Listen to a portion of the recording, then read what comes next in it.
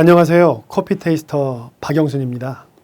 아주 먼 옛날 에티오피아의 깊은 계곡에서 발견된 커피는 예멘으로 전해진 뒤 무슬림들 사이에서 잠을 자지 않고 밤새 기도할 수 있는 그런 힘을 주는 음료로서 인기를 끌며 급속히 퍼져나갔습니다. 그것은 분명히 종교의 힘이었습니다.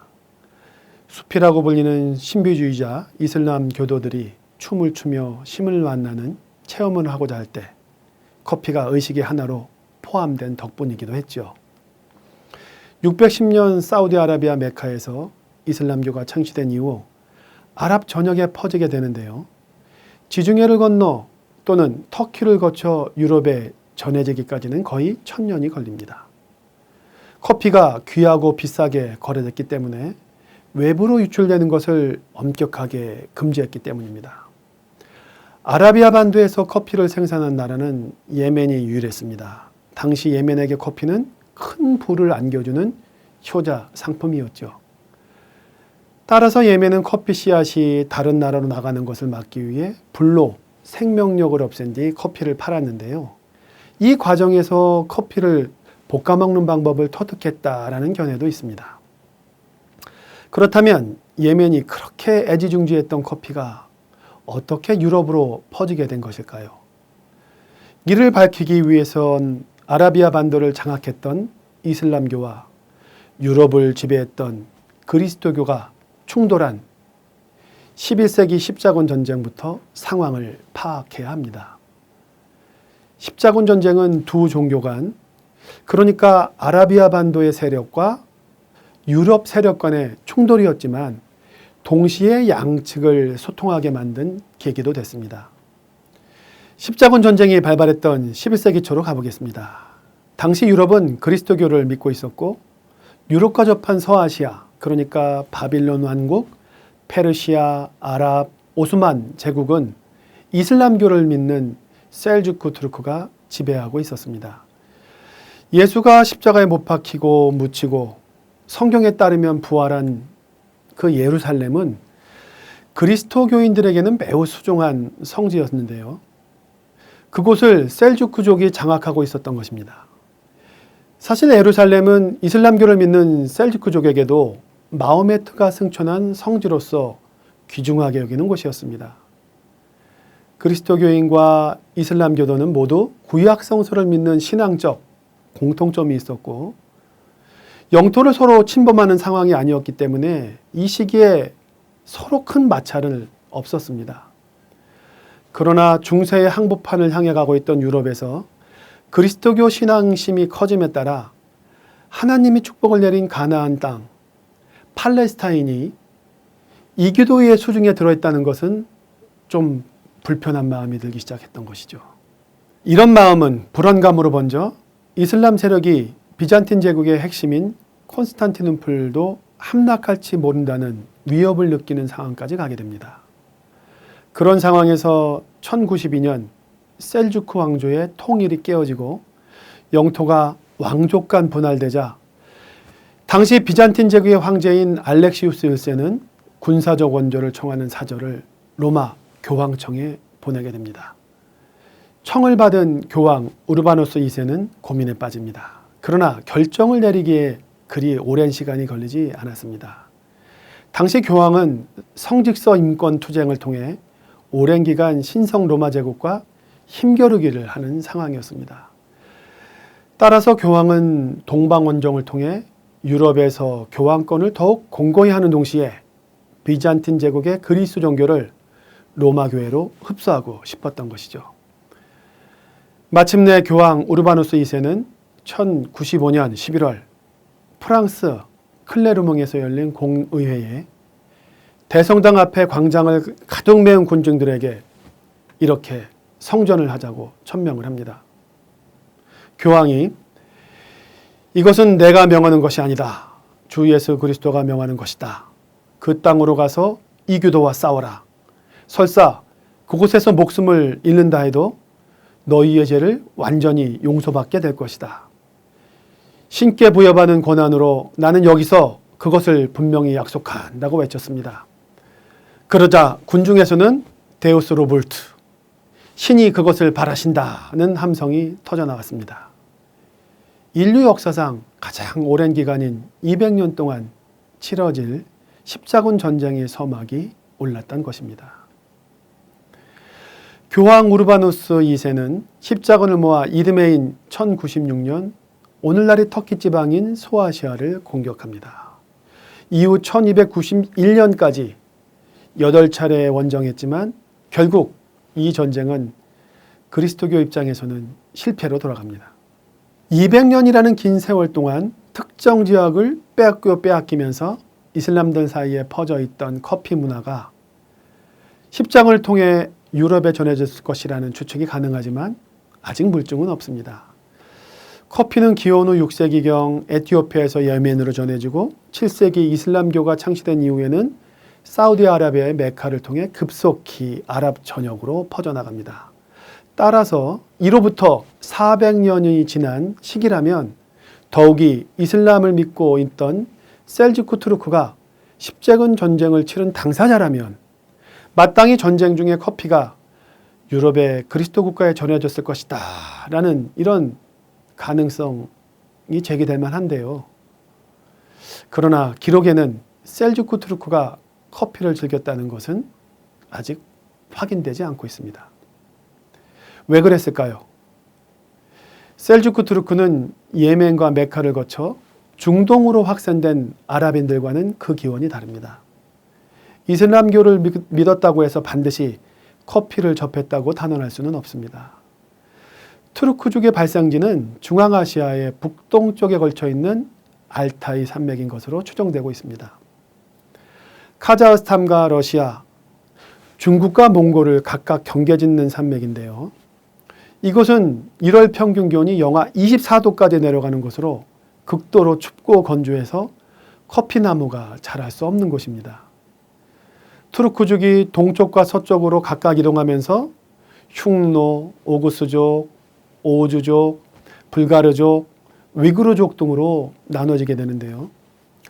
10세기 말 투르크족의 한 분파를 이끌던 족장 셀주크가 투르키스탄, 지금의 터키 땅으로 내려가서 이슬람교를 믿게 됩니다. 그리고 그의 손자인 쿠그릴 베그가 1038년 이란의 호라산 지방까지 지배하며 셀주크 투르크라는 새 국가를 건설합니다. 그는 1055년에는 바그다드까지 진출해 이슬람권에서 정치적 지배자, 즉 군주를 의미하는 술탄이라는 칭호를 최초로 얻게 됩니다. 이어 2대 술탄 알프 아르슬란 시대를 거쳐 3대 술탄 말리크샤 시대에 최대의 전성기를 맞습니다. 영토가 동쪽으로는 아프가니스탄, 서쪽으로는 소아시아의 시리아까지 이르러 각각 비잔틴 제국과 이집트의 파티마 왕족과 국경을 접하게 됩니다. 그러나 말리크샤가 죽자 내분이 일어나 왕조가 분열되면서 쇠퇴하기 시작하는데 바로 이때 비잔틴 제국의 알렉시우스 1세 황제가 성지 예루살렘을 탈환하고자 교황에게 십자군 파병을 요청하게 된 것입니다. 커피는 이때 아라비아 남단 예멘에서 사우디아라비아의 메카를 거쳐 이집트와 시리아, 이라크, 이란에 도착했을 것으로 추정되지만 셀주크 왕조 시대에는 커피에 관한 기록이나 전원이 확인되지 않고 있습니다. 셀주크 왕조는 내분과 십자군 전쟁을 거치며 세력이 줄어들어 소아시아의 왕조만이 명백을 이어가는데 이것이 오늘날 터키 공화국의 모태가 됩니다. 커피는 셀주크 투르크의 바통을 이어받는 오스만 투르크 때 비로소 소아시아에 퍼지고 17세기에 들어서 마침내 유럽 대륙을 밟게 됩니다. 오스만 시족은 투르크계의 한 부족인 오구주에 속했으며 7세기에 이미 중군동에 변경까지 진출해 머무르고 있었습니다. 이 세력의 지도자인 에르토그릴이 셀주크의 술탄에게서 영지를 받았고 그 아들인 오스만 1세가 13세기 말 비잔테임 제국의 영토를 일부 차지하면서 오스만 제국의 시대가 열립니다. 오스만은 셀주크가 망한 자리에 나타난 많은 터키의 영주 가운데 가장 미약한 존재였습니다. 그러나 13세기 들어 몽골 제국이 등장함에 따라 북쪽에서 집단 이동한 투르크인들이 대거 가세하면서 세력이 급속하게 커졌습니다. 오스만은 셀주크 투르크를 대신해 소아시아를 중심으로 이슬람 국가를 형성한 뒤 불과 100년 만에 아시아와 유럽에 걸친 대제국으로 성장합니다. 오스만 1세의 아들인 오르한 1세가 1362년 아버지의 죽음으로 지위를 물려받고 즉위합니다. 그는 그해 비잔틴 제국의 요충지인 부르사를 정복하고 수도로 정합니다. 오르한은 비잔틴 제국의 행정체계를 기초로 실질적인 국가 형태를 갖추게 됩니다. 비잔틴 제국은 점차 쇠퇴해 수도 콘스탄티누플 주변에 국한한 도시로 전락하는데요. 오스만 제국은 티무르의 침략을 받아 바예지드 1세가 포로로 되는 등의 수모를 겪는 바람에 콘스탄티누플 정복은 1453년 메메드 2세 때 이루어지게 됩니다. 메메드 2세는 콘스탄티누플을 이스탄불로 개명하고 아시아, 유럽, 아프리카 이 세 대륙에 걸친 대제국을 건설하겠다는 야망을 드러냅니다. 이때까지도 오스만 제국의 역사에는 커피가 등장하지 않습니다. 오스만 제국은 술탄 셀림 1세가 1519년 이집트를 정복할 때 카이로에서 유행하고 있던 커피를 발견하고 이스탄불로 가져간 것으로 전해집니다. 당시 이집트는 카이로의 알 아자르 대학에 공부를 하러 간 예멘의 유학생이나 이슬람 수도승들에 의해 커피가 전해진 터였습니다. 커피를 전한 주요 이슬람 세력은 신비주의자 수피로 알라와 접신하기 위해 의식의 커피를 사용했는데요. 셀렘 1세가 카이로에 도착했을 땐 이미 수백 개의 커피의 아수가 성업 중이었던 것으로 알려져 있습니다. 한때 이슬람 정통파인 순니파가 커피 음용을 금지시키려 했지만 그 기세를 결국 꺾진 못했죠.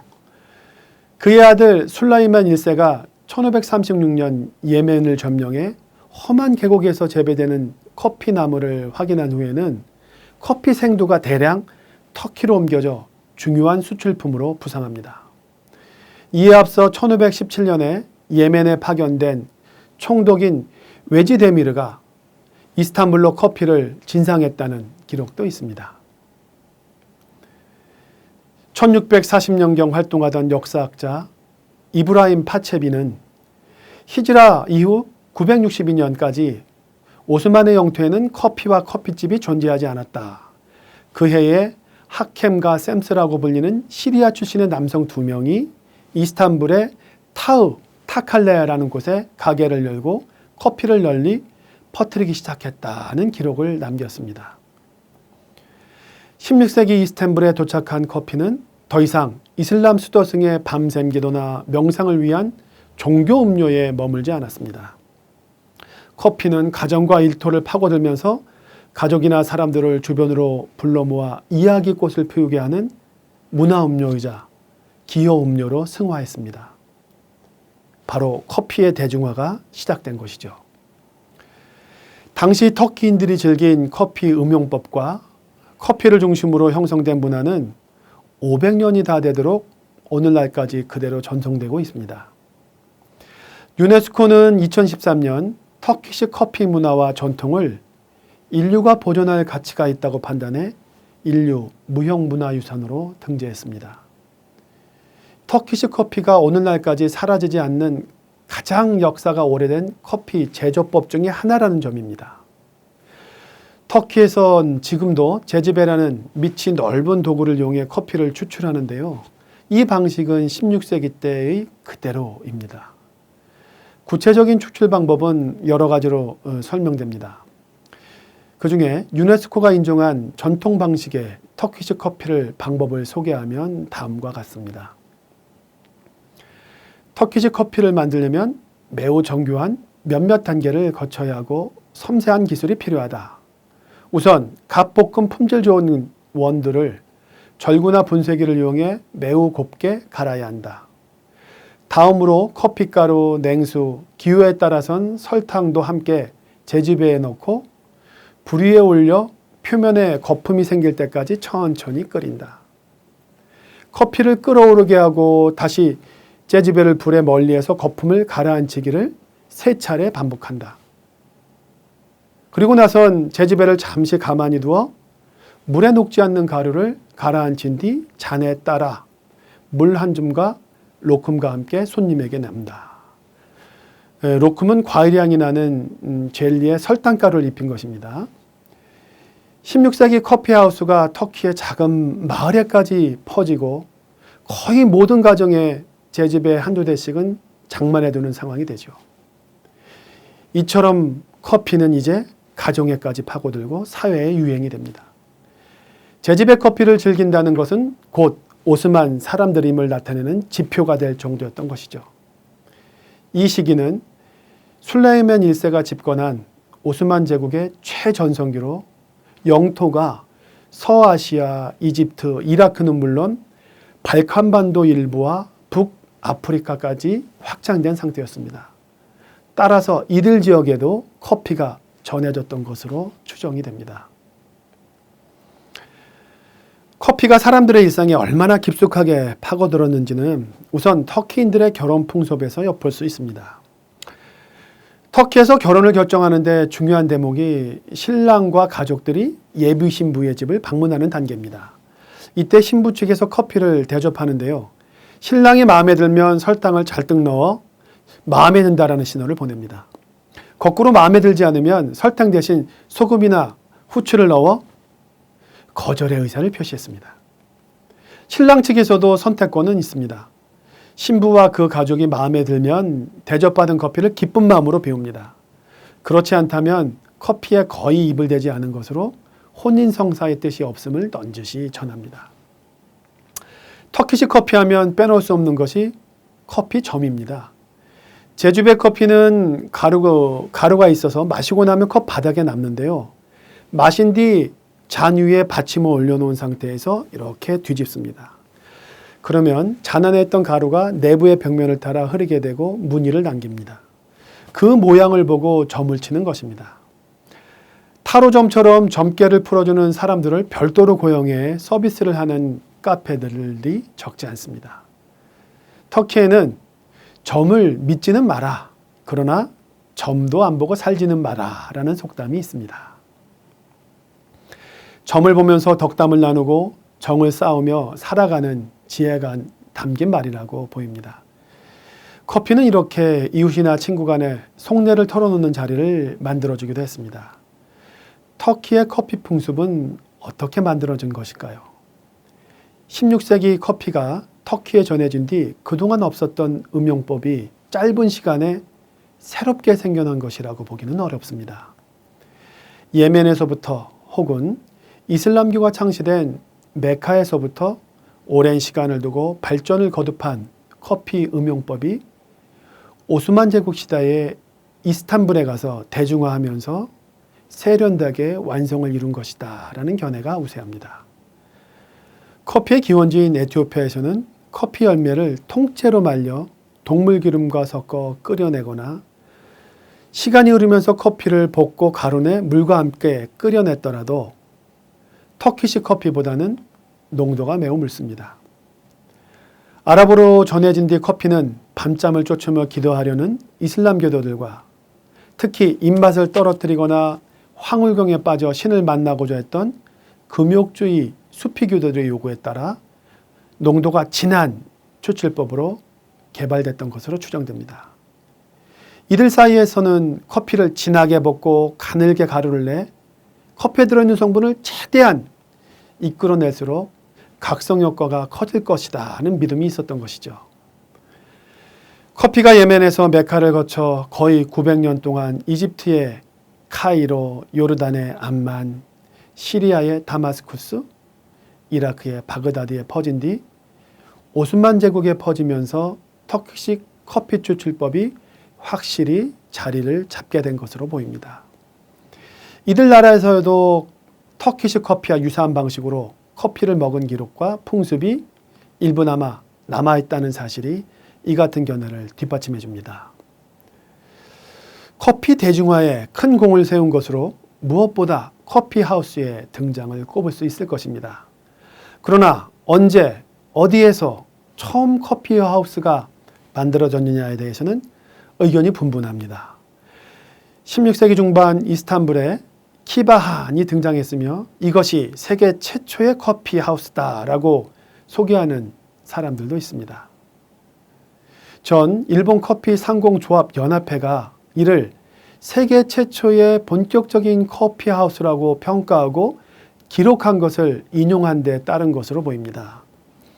그러나 키바한이 간판 이름인지 당시 카페들을 총칭하는 그런 보통 명사였는지는 확실하지 않습니다.